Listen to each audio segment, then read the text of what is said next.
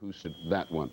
But in Riyadh, in Saudi Arabia today, we're going to get the absolute latest appraisal of how dangerous this is and what the Allied air forces may have done against this target this morning. So let's go to Riyadh now, and here is General Schwarzkopf. Good evening, ladies and gentlemen. I'd like to start by giving you a brief operational update before I get into the more formal part of the briefing.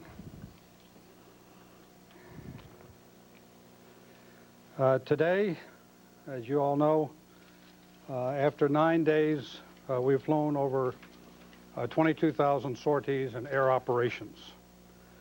In those air operations, we have over 26 air-to-air kills by the coalition air forces. The most recent engagement was 11:20 today, local time. 2 U.S. F-15s engaged 4 Iraqi MiG-23s just southeast of Baghdad. The conclusion of that engagement, 4 Iraqi MiG-23s were destroyed. There were no U.S. losses. The coalition also continues to attack his air force in the air whenever we have an opportunity to do that, and we also attack them in their hardened shelters. As you probably know, our air campaign has started to force his air force into Iran. Just since yesterday, we have over 39 aircraft that have gone into Iran. To be precise, in the last 24 hours, since 1900 hours last night to 1900 hours tonight, we have had 23 aircraft go into Iran. Most of them have been fighter aircraft. We also continue to isolate his forces in the Kuwaiti theater of operation. We are continuing to successfully attack many of the key bridges going into that area.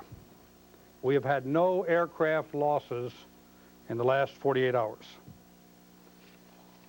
As far as naval operations are concerned, coalition forces have been actively attacking enemy patrol and mine-laying craft in the North Arabian Gulf and near Bubiyan Island. As of today, 18 enemy vessels have been sunk or badly damaged. Ground operations continue to be limited to sporadic artillery and rocket launcher fire by the Iraqis, and the U.S. and coalition forces are countering that by employing close air support and artillery counter-battery fire. As far as air defense activities are concerned, I'm sure you know that to date the Iraqis have fired 51 Scud missiles, 26 at Saudi Arabia and 25 at Israel. Most recent attack was last night at about 10:48 local time. I don't think I need to tell anybody here that we took 1 Scud missile in Saudi Arabia from southern Iraq, and 5 Scud missiles were launched against Israel from western Iraq. The Patriot battery in Riyadh, of course, did kill the incoming Scud missile here, and preliminary reports indicate that the Patriot missiles also killed all 5 incoming into Israel yesterday. I think that concludes just a brief operational update, and I would now like to talk to you a little bit about the military aspects of this oil spill.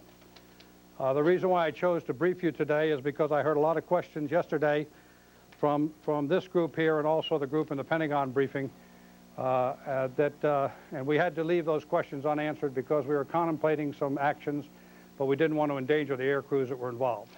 Those actions have taken place, and so I'd like to now talk to you about it. First chart, please.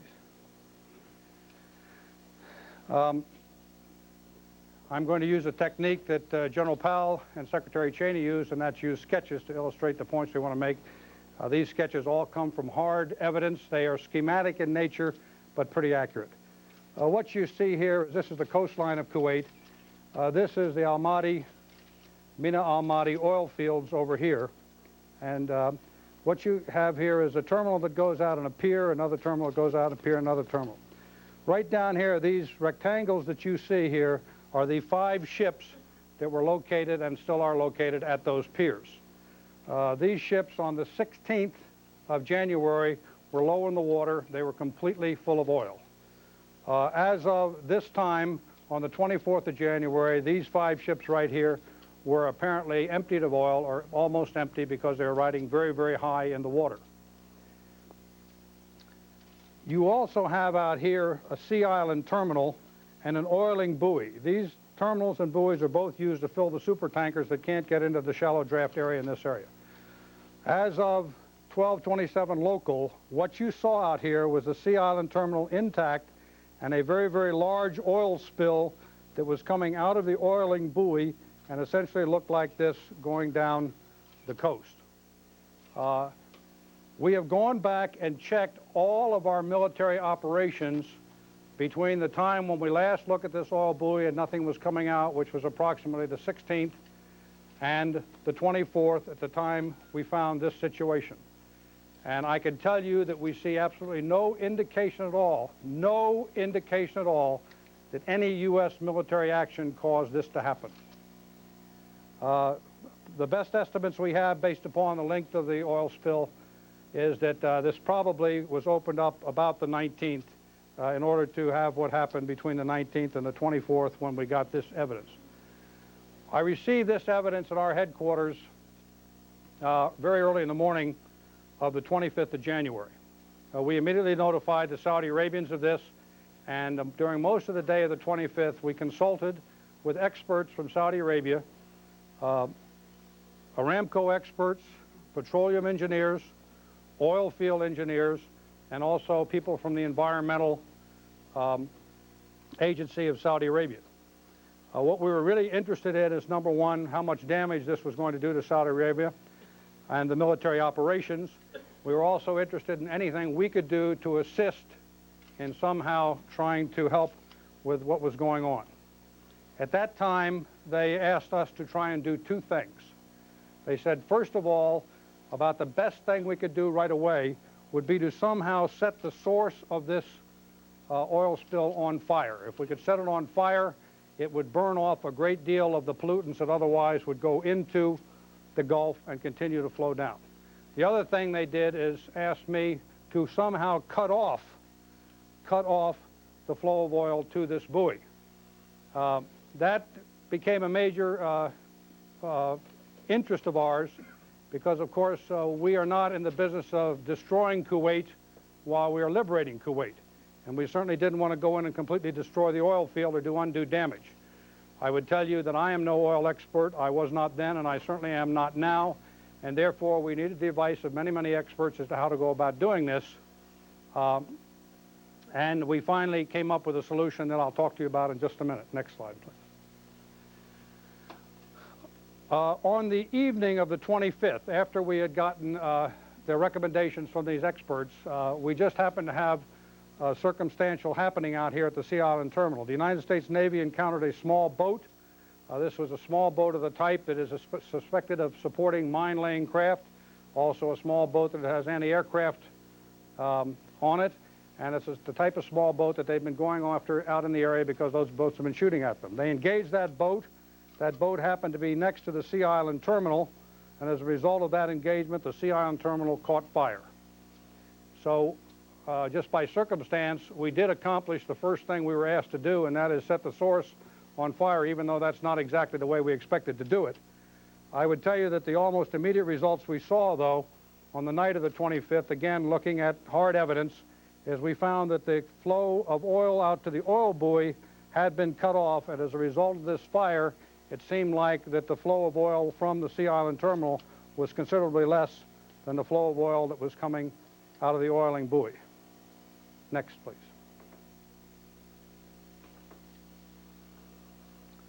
This is a blow-up of the crude oil storage terminal north and the crude oil storage terminal south. And basically what we have here is storage tanks, and south of these storage tanks are two small manifold areas, a manifold area here and a manifold area here. These two areas, by the way, are about 3.5 miles apart, and they're approximately 5 miles away from the shoreline. The Sea Island Terminal is about 8 miles further out. What the petroleum engineers and the oil field experts advised us to do was to take out these manifolds. They said if we could destroy the manifold here, number one, it was the type of damage that could be repaired very quickly once we went back into the area in approximately 2 weeks' time was their estimate.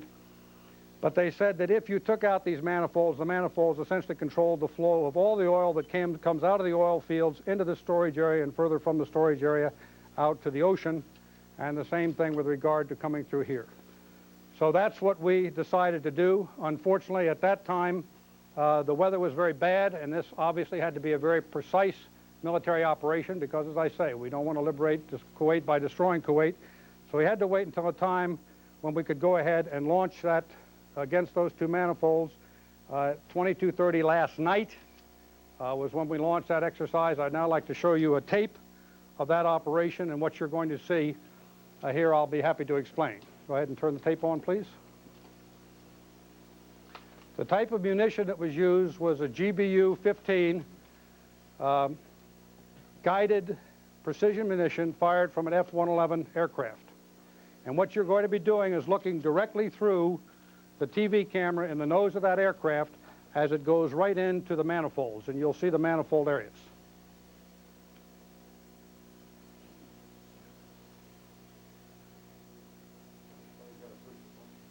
Is someone playing the tape? The tape is not playing up here for this audience.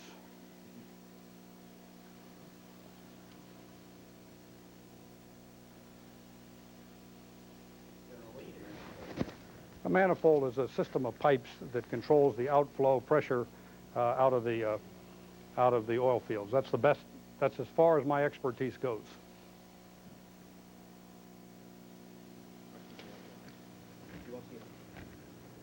In the age of high-tech weapons, sometimes it's difficult to get a simple television.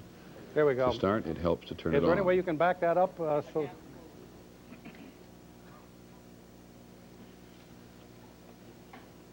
you're going to get to see a backward attack here, I guess. Okay, that's good. Right there. That's perfect.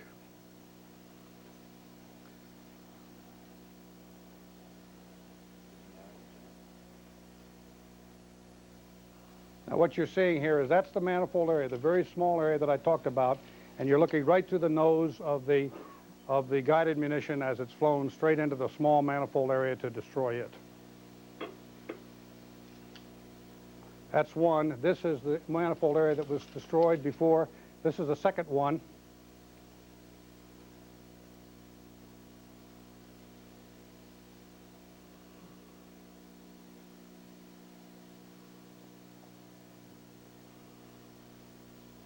Now this next is a tape that was taken late in the afternoon yesterday, prior to the time we destroyed the manifold, and it gives you some idea of what we had. You can see very, very heavy black smoke, a very large fire out in the area.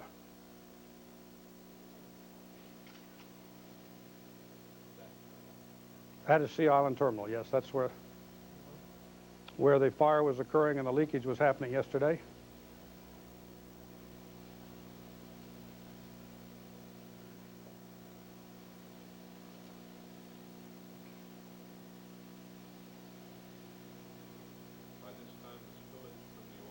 Not yet. Not yet. Not yet. Now, this is after the attack. This is early today. You will see that you have an entirely different color smoke coming out of here, which I'm told is because the oil is deeper in the water and it's burning much less. And you can see the size of the flame area is much, much smaller than the one you saw just a few minutes ago. We have some still shots up here that I have up for you that I'll show you in a minute that I think are much more dramatic. That'll show you the degree of reduction. Okay, next, please. I know these are hard for you to see, and we'll leave them up for you to see afterwards, but just as an indication, here is your pier area running out here, and you can see the very, very large fireball that was out here. This was as of 0900, 0913 on 26 January. You can see how very, very large that fireball is. If you compare that to what you see here, this is a much closer shot of the pier, and the fireball here, I think you'll see by comparison that that fireball is considerably diminished. The question may come to mind, why is it still burning? I've been told that because, number one, as I told you, the manifolds were 5 miles away from the shore, and then from the shore you have another 8 mile of pipeline going out to the Sea Island Terminal. You had 13 miles of oil in that manifold, in that pipeline that was probably flowing, and the best estimates that we had originally were that it'll take more than 24 hours before the fire goes out. I would like to tell you right now that I'm certainly not an expert, and I am not guaranteeing anybody that this fire is going to go out. All I'm showing you is what we have done to date to try and use our military power to solve this very, very difficult problem, and I'm trying to show you that we try to do it in such a way that we're not out there destroying the entire economy of Kuwait by doing it. I think that we've been successful, but only time is going to tell. We'll leave that up for you to see later. Next, please. And I guess finally, I would just finish up saying that this is what we think the oil spill currently looks like. I think the estimates that you've heard of about 35 miles long and about 10 miles wide is a correct estimate. And it is coming down in this direction, has gotten almost to Ras Mashad, and that's what we see at the present time. I'll be happy to answer your questions now, but before I do, please let me state one more time. I'm prepared to talk about the military aspects of this particular oil spill, and I'd be happy to tell you everything I know, but I got to tell you from a technical standpoint, I do not know a great deal, and I certainly from an ecological standpoint do not know a great deal either. So please bear with me if I say I'll have to defer that question to the experts, because I can talk anything about the military aspect, but certainly not about any of the others. And I'll take the first question. Skip. General, you've given us a very precise timetable on the war before. You've said we're right on schedule, we're this many days into the campaign, and we're right where we want to be. What are the chances that an oil spill like this, that an ecological disaster, could put pressure on the military to try to accelerate the timetable?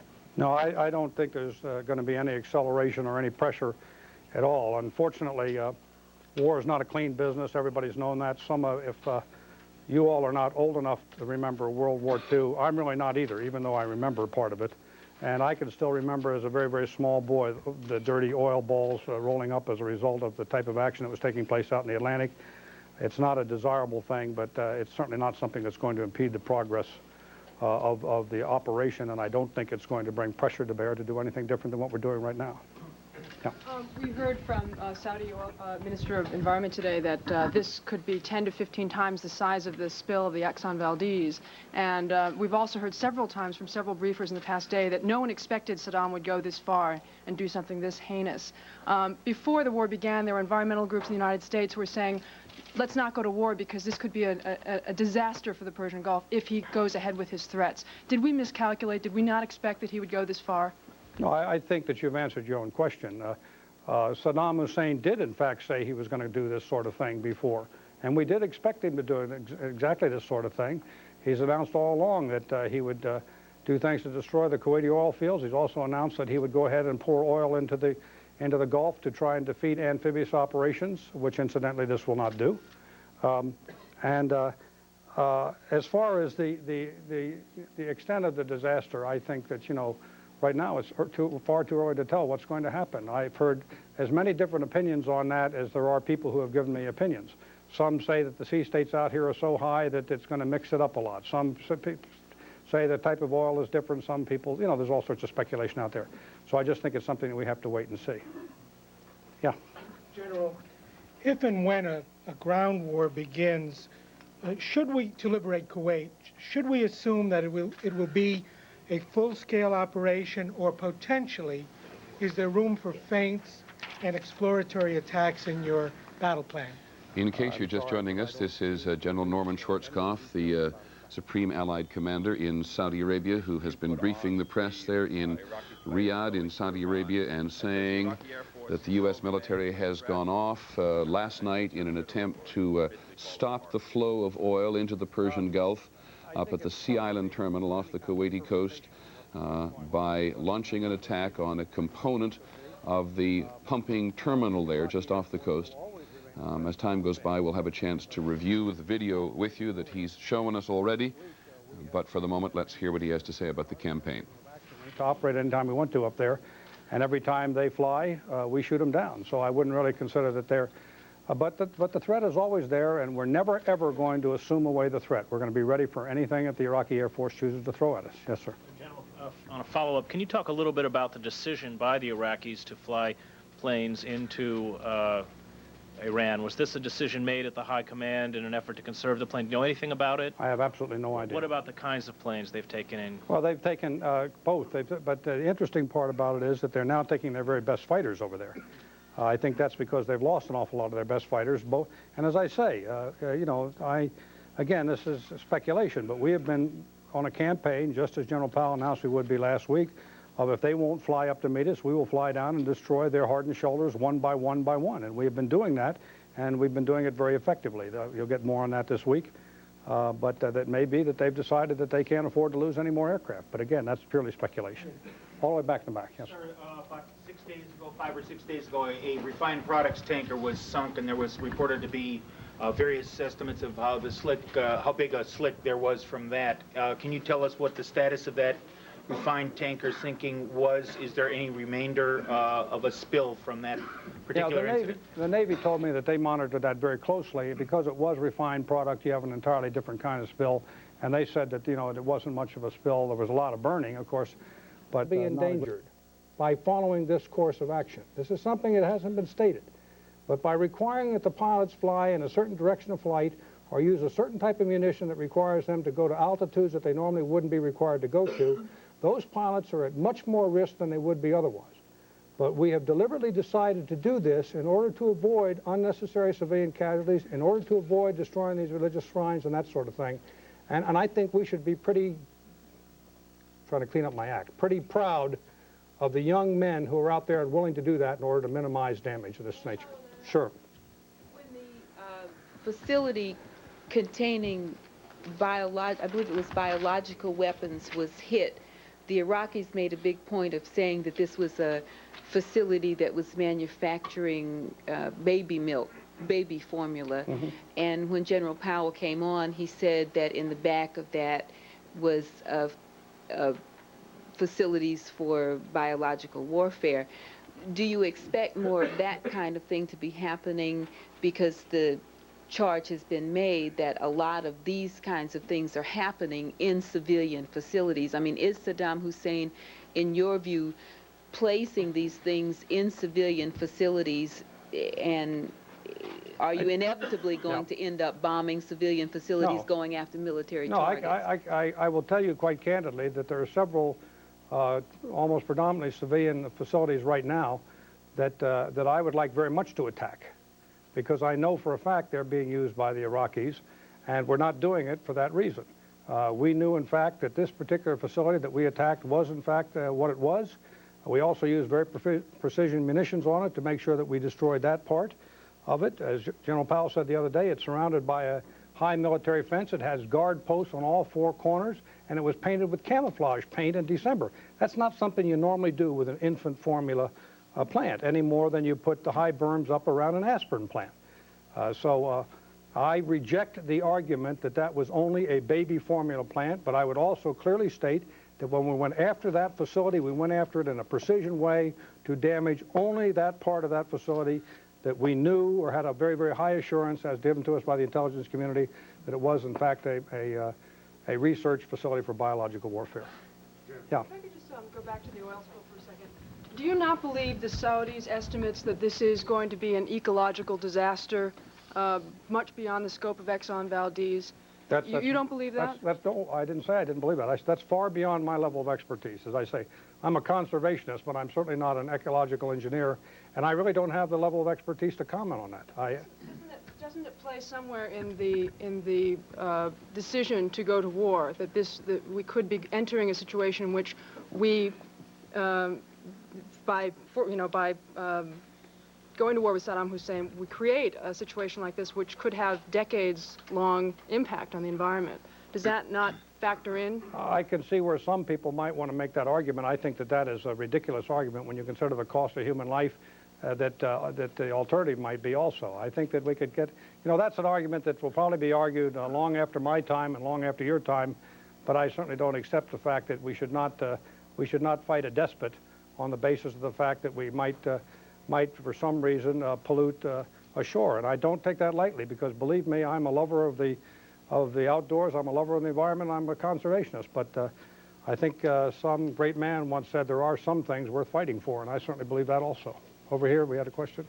I just want to follow up on your precision munitions answer, and we know a lot of these pilots have taken terrible risks in completing difficult missions. And this may be a false assumption, but I've got a mental image of a B-52 at very high altitude dropping gravity bombs. I know they have cruise missiles aboard. I'm just pressing you once again to clear up this situation on the use of the B-52s. It's not too surgical at 30,000 feet with gravity bombs, is it? I'm going to give you exactly the same answer I gave you before, and that's I'm not going to tell you. I thought I'd try. I thought I'd try. Yes, sir. Thank you. I just would like to know, how do you characterize the role of the Royal Saudi Air Force in that? I think the role of the Royal Saudi Air Force speaks for itself. They were the first. Today, we had 2 pilots that shot down 2 aircraft. Those pilots are quite proud of themselves tonight, but the first pilot to shoot down 2 aircraft was a Royal Saudi airman. So I think the role of the Saudi Air Force speaks for itself. Yes, sir. Sir, there are reports that between 50 and 60% or some large figure of Iraqi oil storage and refining capacity have been destroyed. Is this an indication that POL is very high on your list of military priorities? If it's a military target, it's very high on my list of priorities. Over here. You just spoke with some feeling about the care with which you're going after, you're pursuing this air war. I think I can imagine the answer, but could you say why you're putting your pilots into that risk? And isn't it as much a tribute to the immense political complexity of this region as it is to our humanity? Or what is the role of the political complexion of this region in that decision? That's part of it, but that's certainly not an overwhelming part of it. An overwhelming part of it is the fact that we have the capability to do that today. And therefore, if we have the capability, this coalition, the nations that make up this coalition have deliberately determined to use that capability to limit the damage against innocent people, because we've said all along our war is not against the people of Iraq. I would contrast that with what the enemy has done and what the enemy continues to do by indiscriminately using weapons of terror and indiscriminately doing things like that, which make no sense at all. Okay, when it comes to any sort of a reasonable attempt to limit the scope of this conflict and not do damage to innocent people. As a follow-up to that, sir, is it not a difficult decision for you personally, if not as a commander, to put U.S. servicemen... The figures that have been released in Washington and here today in the number of planes that have crossed over into Iran, they seem to be consistently lower from Tehran than from Washington or Riyadh. Why do you think that is? Why are the Iranians underestimating the number that have come in? I couldn't answer that question. I have no idea. I would tell you that you're probably going to see different figures all around, because in fact there are many different ways of picking up what airplanes are going in, what airplanes are going out. The weather is bad, and it's not a precise thing. It's not one of these things where you just count everything. So I think those numbers will continue to float on you. I think the important, significant thing is the fact that it's going on right now. Thank you, sir. Thank you very much. General Norman Schwarzkopf, the Supreme U.S. Commander of Central Command for the Operation Desert Storm, briefing the reporters at some length. It's been some time since he's done that, primarily because he wanted to talk about this operation which was mounted last night and early today, but last night particularly to try and cut off the flow of oil into the Persian Gulf. Ironically, the general saying at the beginning of his briefing there that the fire, which was raging for at least a period of time in the Gulf, in that oil slick, was actually set inadvertently by U.S. forces when they had an engagement with some Iraqis around the Sea Island terminal. But that is primarily why he came along today, to say that they have mounted an operation against what he calls those oil manifolds. And he finally got around to saying what I think every layman can understand, that all oil flowing from the storage tanks out to the Sea Island terminal, which is about 13 miles off the shore, must flow through the manifolds to the sea. So they've attacked those manifolds, they've closed them down. As far as the general is concerned, there is no more oil actually pouring into the sea at this moment, though the fire continues to go on. Briefly, he believes that that will go down, though he's not absolutely certain. As to the rest of it, there wasn't a great deal of news you haven't heard there before, but he refers to a number of Iraqi aircraft now disappearing off into Iran, says they're taking some of their best aircraft with them. As for Iraqi aircraft penetrating Saudi Arabian airspace, he says that has not happened. He says there are still Scuds out there. He'll only be happy when no more are fired. It is 8:57 in the evening in Saudi Arabia and in Baghdad. We'll be here throughout the day to keep you up to date on Operation Desert Storm. I'm Peter Jennings. 10 days and 8